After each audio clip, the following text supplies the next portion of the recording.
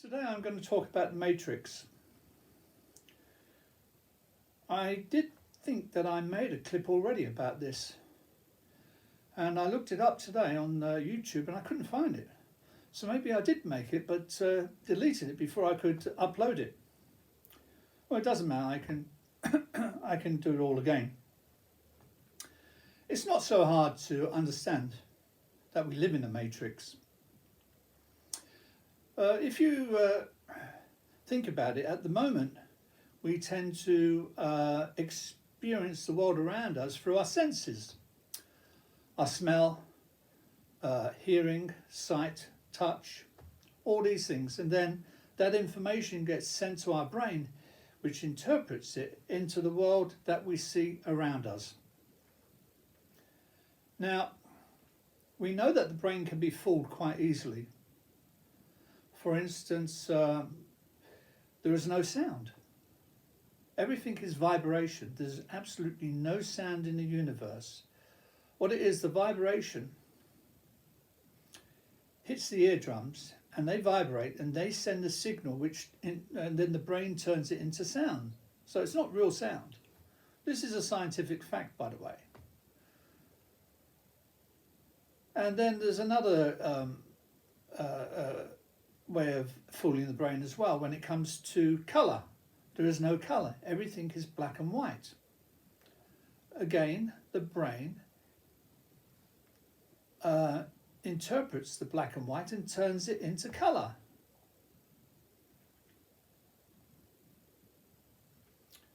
So you can see quite clearly the brain is easy to fool. And that's the secret of the matrix.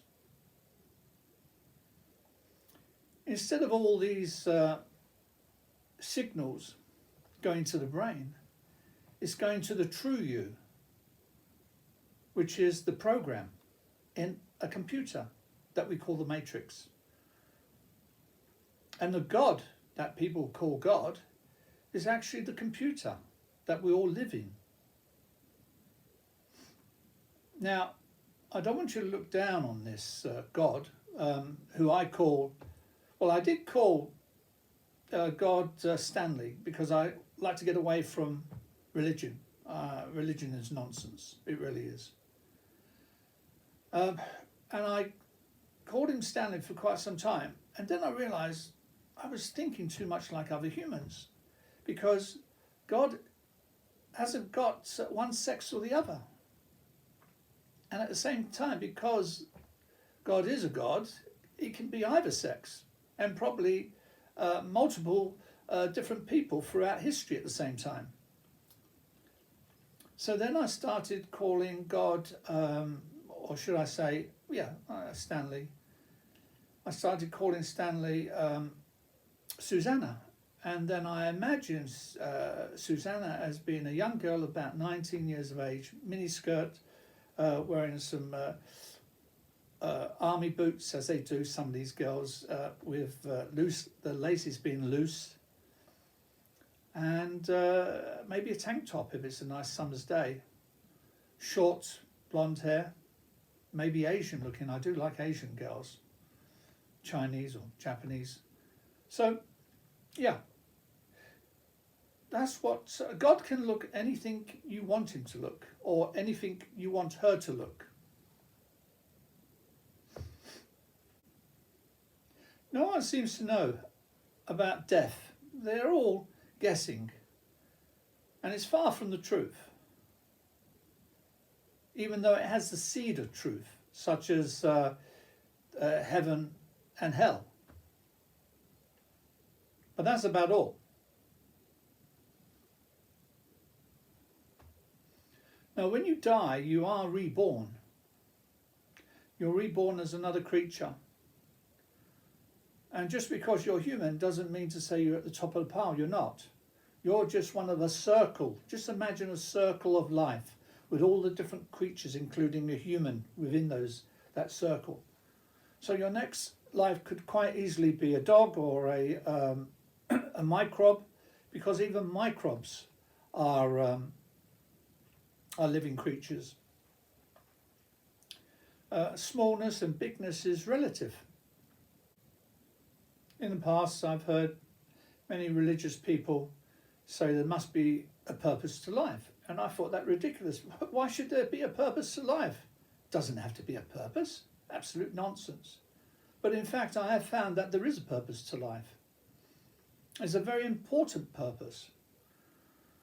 And that is, life is about experiences, bad and good experiences in different life forms.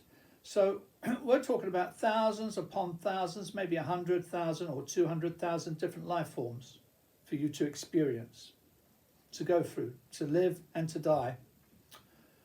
And of course, within those life forms, you've enjoyed life and you've been very sad and you've felt terrible pain, all sorts of things, all the different feelings you've experienced.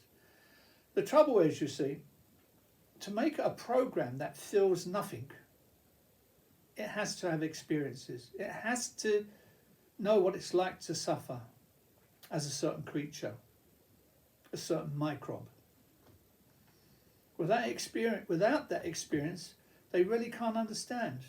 For instance, if you go to someone to tell them that their beloved one has just been tortured and murdered by some evil person, they will start crying, and you will say, "I understand your suffering," but you don't really understand their suffering.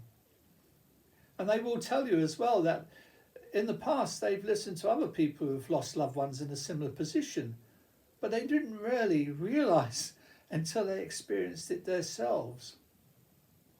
So yeah, life is about experiencing things so that you can reach that level of empathy where you can feel for the suffering of any creature, no matter how small, microbes, and how big. And you might think that's a bit of a joke when I say microbes, but what do you think we do when we pour poisons everywhere in the earth, down the toilets, in the sea, in the oceans? We're killing the microbes. And of course, when they die terrible suffering, being poisoned, maybe acid, being burnt, terrible. So, you've got to live with the earth. Now, if you decide that this very moment that you are going to live with the earth because you don't want to be punished by God, you're doing it all wrong. What it will do is stop you adding to the evil that you've been doing, so you won't have to pay for that evilness because you haven't done it through fear of being punished. But that is not what empathy is all about. Being good because it's in a book telling you to be good, or because it's coming from me saying you better be good, otherwise you're going to go to hell. That's not what it's all about. And as for hell and heaven, or heaven and hell, it's all here on earth. Throughout history, it's certain. If you got the key to the matrix, and that's what heaven's all about. Once you get to a certain level, and you can then be empathetical. Susanna, who you call God, gives you the key to the matrix, and then you can go anywhere you want, be anything you want. I'm going to be a very good-looking young person, and no doubt normally a gay woman, because that's the only way you can enjoy a sexual life with girls if you're a gay woman. As a fellow, it's very difficult. They're constantly separating. That's another story anyway. Let's get back to what I'm saying.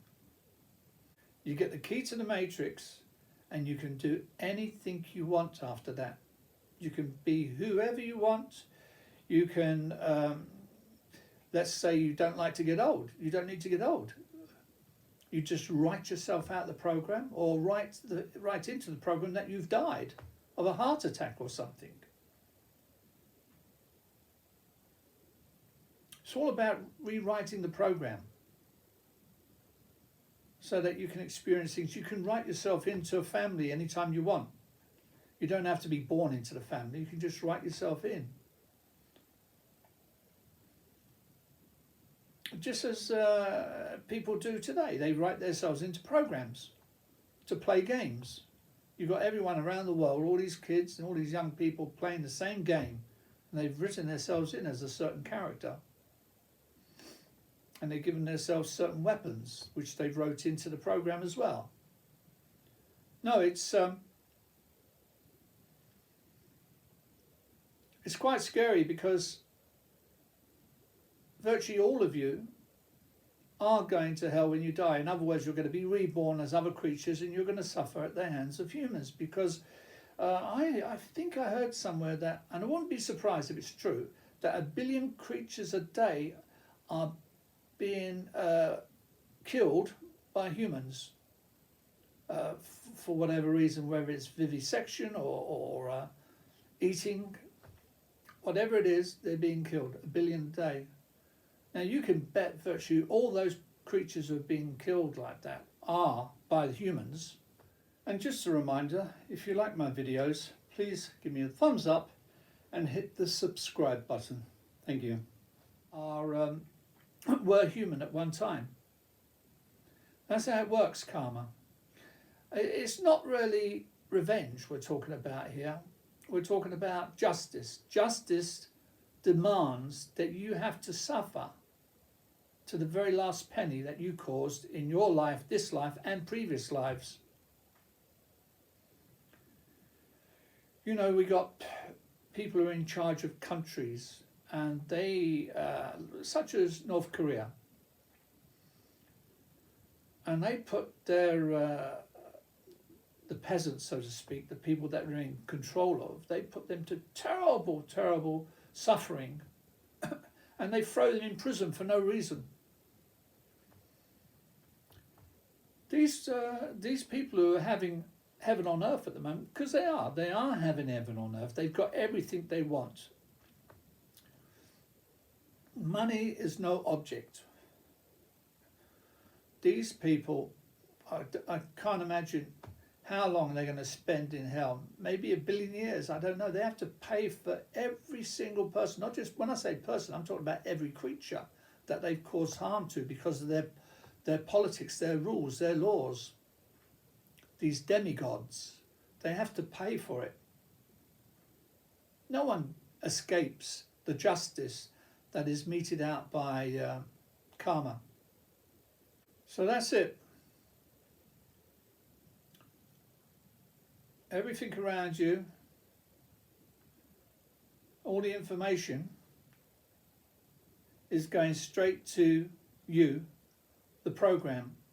So everything you see around you doesn't exist, including your body and your brain. None of it exists. It's all part of the matrix. And that's why magical things can happen within the matrix, because none of it's real. It's just sending all that information to you, a program. You've got no legs or arms, no face, no body, just a program.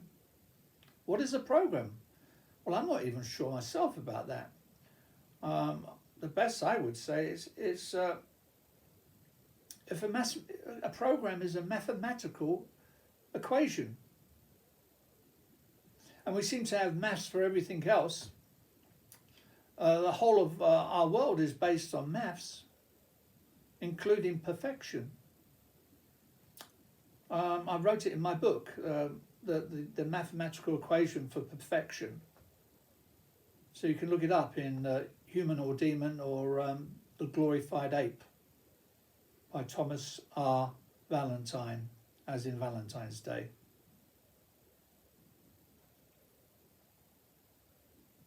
Well, I hope I've enlightened you some when it comes to the Matrix. And you can get more of an in-depth understanding by reading my books.